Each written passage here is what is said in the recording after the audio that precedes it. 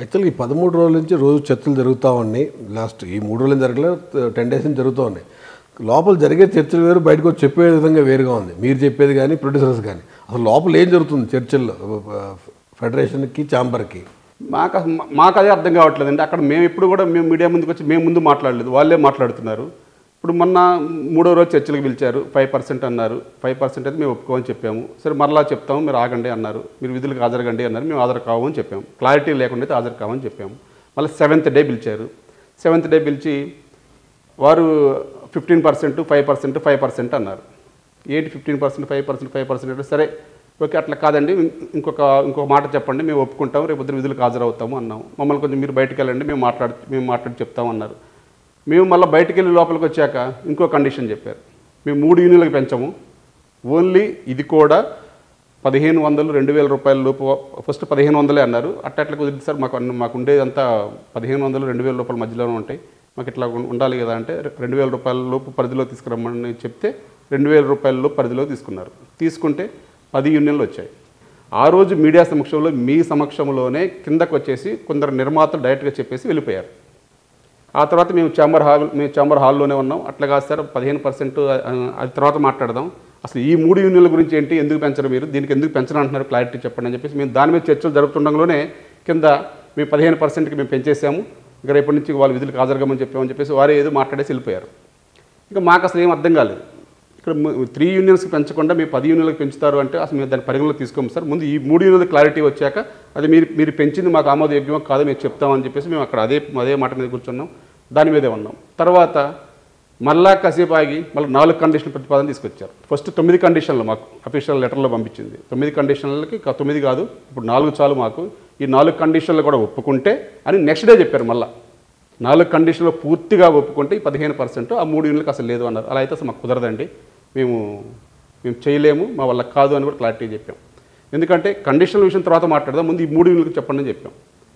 అది లేదు. సరే తర్వాత మళ్ళీ నేను అంతిమంగా అఫీషియల్గా లెటర్ రాసి మమ్మల్ని 3 గంటలకు రమ్మంటే మొన్న మేము వెళ్ళాం. ఆ 9th day వెళ్ళి సాయంత్రం 3 గంటలకు రమ్మన్నారు. 4ంటికి మమ్మల్ని పిలిచారు. పిలిచిన వెంటనే ఫస్ట్ మీరు ఈ 4 కండిషన్లు ఒప్పుకుంటున్నారా ఒప్పుకోరా మాట్లాడుకొని రండి అన్నారు. మేము అదే పక్కన ఉన్న హాల్లోకి వెళ్ళి సరే ఇంక ఏదున్నా అందరూ మాట్లాడొద్దు, మన ఫెడరేషన్ అధ్యక్షులు సెక్రటరీ గారు మాట్లాడతారు, వారి సమక్షంలో వారి నిర్ణయం అందరూ కట్టుబడి ఉందని మేము ఒక తీర్మానం చేసుకొని మేము మళ్ళీ హాల్లోకి వెళ్ళాం. సరే 4 కండిషన్లు ఒప్పుకుంటాం సార్. ఒకటి ఆల్రెడీ అగ్రిమెంట్లో కండిషన్ ఉంది, అంటే మన దగ్గర ఫెడరేషన్లో ఉన్న వర్కర్స్ కనుక లేకపోతే ఆ సినిమాకి సంబంధించి ఇప్పుడు ఆల్రెడీ పెట్టిన 4 కండిషన్లో 2 కండిషన్స్ ఆల్రెడీ లాస్ట్ అగ్రిమెంట్లో మేము సైన్ చేశారు, ఒక 2 కండిషన్స్ ఇప్పుడు అడుగుతున్నాం అంటున్నారు. ఎస్ కరెక్ట్ అండి, మేము కూడా అదే అన్నాం. ఆల్రెడీ ఒక కండిషన్ ఉంది, దాంట్లో మీరు మమ్మల్ని అడిగేది ఏముంది, ఆల్రెడీ కండిషన్ ఉంది కాబట్టి మేము దాని ప్రకారం ప్రొసీడ్ అవుతాం, దాంట్లో ఎటువంటి పదాలు మార్చాల్సిన పని లేదని చెప్పాం. లేదు మేము కొన్ని రూల్స్ అండ్ రెగ్యులేషన్స్ రాయాలి అన్నారు. సరే ఏం రాస్తారో మాకు చెప్పండి అన్నాం. అది మేము దానికి ఓకే అన్నాం, ఆల్రెడీ ఉంది కాబట్టి. కానీ మేము చెప్పింది ఏంటంటే ఆ కండిషన్లో కూడా మన ఫెడరేషన్లో లేని స్కిల్ వాళ్ళు ఏమైనా ఉంటే బయట నుంచి తెచ్చుకోవడానికి మాకు అంగీకారం, ఈరోజు తెచ్చుకుంటున్నారు, రేపైనా తెచ్చుకోవచ్చు, మాకు అటువంటి అభ్యంతరం లేదని చెప్పాం. ఇక నెంబర్ 2 వచ్చి ఫైటర్స్ డ్యాన్సర్స్ రేషియో గురించి మాట్లాడారు. రేషియో గురించి మాట్లాడినప్పుడు సరే గతంలో ఏం జరిగిందో పక్కన పెట్టండి, ఇప్పుడు క్లారిటీగా మీకు ఫైటర్స్ నుంచి డ్యాన్సర్స్ నుంచి ఏమి మీరు కావాలని కోరుతున్నారు చెప్పండి. ఇప్పుడు నాయకులు ఉన్నారు, క్లారిటీగా వారి సమక్షంలోనే మొత్తం మాట్లాడుకుందామని క్లారిటీగా చెప్పాం. సరే వారికి కొన్ని సమస్యలు చెప్పారు, వీళ్ళు కొన్ని సమస్యలు చెప్పారు. చెప్పాక అంతిమంగా ఇప్పుడు కూడా ఇన్ని సంవత్సరాల తర్వాత లేని ఇప్పుడు కూడా ఫైటర్స్ చాలా కోఆపరేటివ్గా మాట్లాడారు. మీకు ఎలా కావాలంటే అలా చేస్తాం సార్, మీకు ఏ విధంగా రాసి వాళ్ళు చెప్పండి ఆ విధంగా రాసిస్తాము అని క్లారిటీగా చెప్పారు. ఓకే ఇక ఆ సమస్య కూడా పరిష్కారం ఓకే మాకు అన్నారు. ప్లస్ అది కూడా చెప్పాం, ఎందుకంటే ఒక ఫైటర్స్ది డ్యాన్సర్స్ది తేల్చేది మన ఫెడరేషన్ ఒకటి తేల్చదండి. ఎందుకంటే ఇక్కడ ఆల్ ఇండియా లెవెల్ హైపెక్ అని ఉంటుంది, 6 ఫెడరేషన్ల మధ్యలో ఉన్న వాళ్ళకు ఒప్పందాలు, ఆ ఒప్పందాలన్నీ బ్రేక్ చేయాలన్నా కానీ హైపెక్ మీటింగ్లో బ్రేక్ చేయాలి.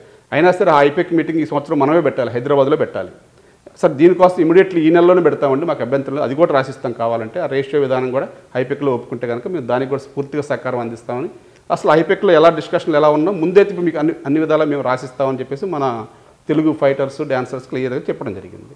సరే 2 అయిపోయినాయి. తర్వాత 3వది పెట్టారు, ఆదివారాలు అని చెప్పారు. ఆదివారాలు అనేది ఎప్పుడో ఒకసారి ఉంటాయి మాకు అని చెప్పారు. కానీ లేబర్ ఆఫీస్లో కూడా మాకు చెప్పింది ఏంటంటే 6 రోజులు పనిచేస్తే కంటిన్యూగా 7వ రోజు కంపల్సరీ ఏ వారమైనా ఇవ్వాల్సిందని చెప్పారు. అవి మాట్లాడట్లేదు ఏమి. ఆదివారం మాకు అసలు షూటింగే వద్దు, మేము షూటింగ్ పెట్టుకుంటే 6 రోజులు పనిచేసిన వదిలేసి 7వ రోజు కొత్త వాళ్ళు ఇవ్వండి అన్నారు. ఒకటే ఉండండి, ఈరోజు 6 రోజులు ఒక కెమెరామెన్, ఒక టెక్నీషియన్, ఒక ఆర్టిస్ట్ ఉన్న టెక్నీషియన్లు అందరూ ఉంచాక 7వ రోజు కొత్త వాళ్ళు మార్చమంటే అసలు సాధ్యమేనా? మేము అట్లా కాదని అలా అయితే మాకు ఆదివారం హాలిడే ఇవ్వండి, మాకు అసలు మేము షూటింగ్గా రావని చెప్పాం.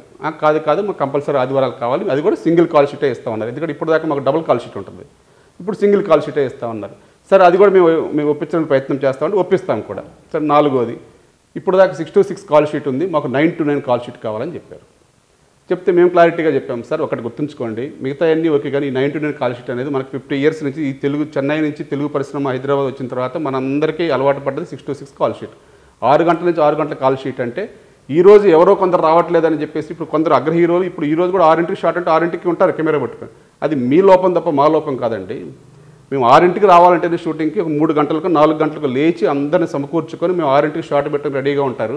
ప్లస్ మళ్ళీ సాయంత్రం 6 పేకప్ అంటే 6:30 గ్రేస్ స్పీడ్ పెట్టుకున్నాకైనా సరే ఇంటికి వచ్చేసరికి 9 అయ్యింది. ఇదే 9 to 9 కాల్ షీట్ అయితే మళ్ళీ సేమ్ మళ్ళీ 6ంటికే లేవాలి, మళ్ళీ 9ంటికి ఆడ ఉండాలి.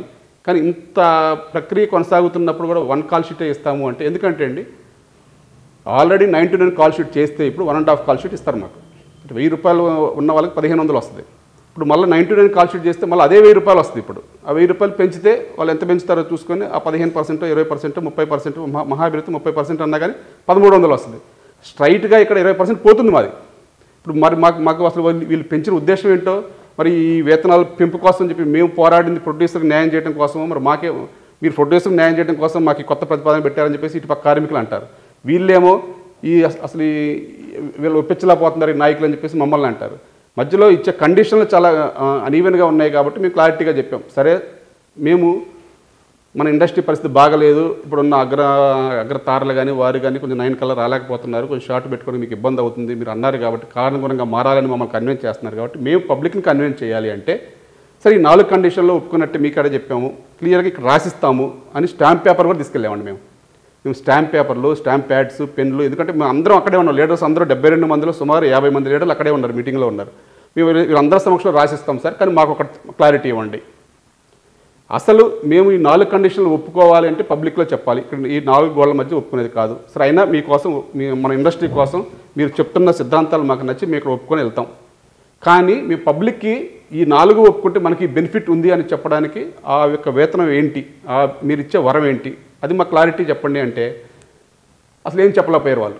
చెప్పకుండా కొంత నిర్మాతలు వెళ్ళిపోయి ఇప్పుడు దిల్ రాజు గారు ఓన్లీ ఛాంబర్ అధ్యక్షులు, భరత్భూషణ్ గారు, దామోదర్ ప్రసాద్ గారు, ప్రసన్న గారు ఫైనల్ చేస్తారు, ఇక మాతో మాట్లాడాల్సిన పని ఏం లేదు, ఏదన్నా వాళ్ళే మాట్లాడతారని చెప్పేసి 1 గంట వాదోపవాదం జరిగిన తర్వాత ఫైనల్గా వాళ్ళకి చెప్పి వెళ్ళారు. మేము వాళ్ళకి క్లారిటీగా చెప్పాం, సరే సార్ మేము ఒప్పుకుంటాం, మాకు ఇది క్లారిటీ చెప్పండి, ఈ ఫిగర్ చెప్పండి, ఏ పర్సెంటేజ్ పెంచుతారు, ఆ ముగ్గురికి ఏ పర్సెంటేజ్ పెంచుతారు చెప్తే మేము రేపు పొద్దున్నే పబ్లిక్లోకి వెళ్ళి శనివారం ఆదివారం నెక్స్ట్ మేము క్లారిటీగా వెళ్ళి మేము పబ్లిక్లోకి వెళ్ళి మేము మొత్తం కూడా ఎక్స్ప్లెయిన్ చేస్తాం. మేము చేసుకుని రేపు జెండా వందనాలు ఉన్నాయి, మళ్ళీ ఇవన్నీ కూడా అప్పుడు మీటింగ్లు పెట్టి అందరినీ కన్విన్స్ చేసుకొని మీకు చెప్తాము, నాకు ఏ పర్సెంటేజ్ చెప్తారో చెప్పండి అంటే వారి దగ్గర క్లారిటీ లేదు. ఫస్ట్ వారి దగ్గర క్లారిటీ లేకుండా నిన్న సడన్గా జెండా వందనం రోజు మళ్ళీ మాకు ఆ రోజు క్లారిటీ చెప్పారు, ఎవరు మీడియా ముందు మాట్లాడొద్దు, ఒకరి మీద ఒకరు విమర్శలు వద్దు, ఏదన్నా ఇక్కడ ఛాంబర్ హాల్లో ఛాంబర్ ఫైనల్ కాబట్టి మనం ఫైనల్ చేసుకుందాం అన్నారు.